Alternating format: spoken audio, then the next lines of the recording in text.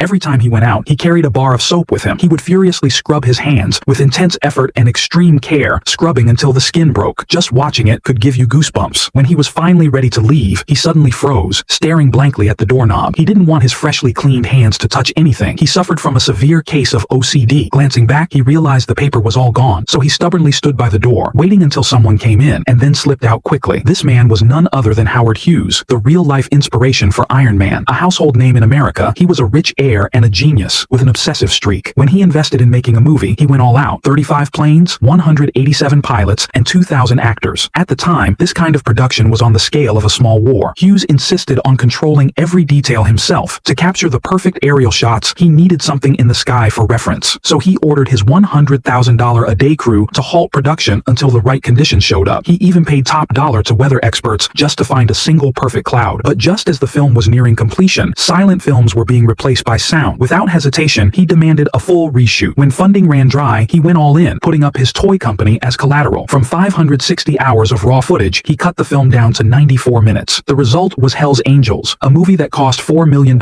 and claimed the lives of 3 pilots during production. On premiere night, it caused the biggest traffic jam in U.S. history. Critics called it the pinnacle of cinema at the time. The film was undeniably a massive success, but Hughes wasn't satisfied. He still obsessed over its flaws. He thought the planes didn't look beautiful enough, because he wasn't just a perfectionist director, he was also a pilot. He had learned to fly at just 14 years old. As an adult, he launched his own aircraft company. One day, during a routine inspection at the factory, he scrutinized every single detail. The engineers on site were visibly anxious. Still, he said, "Not enough, not enough. These rivets have to be completely flush." Working under such a demanding boss would break most people, but his team stuck with him. Together, they built the fastest plane of that era. On test flight day, Hughes was determined to break records and dominate the skies himself. The engineers warned him the fuel tank would only last 2 laps, and test flights were incredibly risky. But the moment he sat in the cockpit, he forgot everything they said.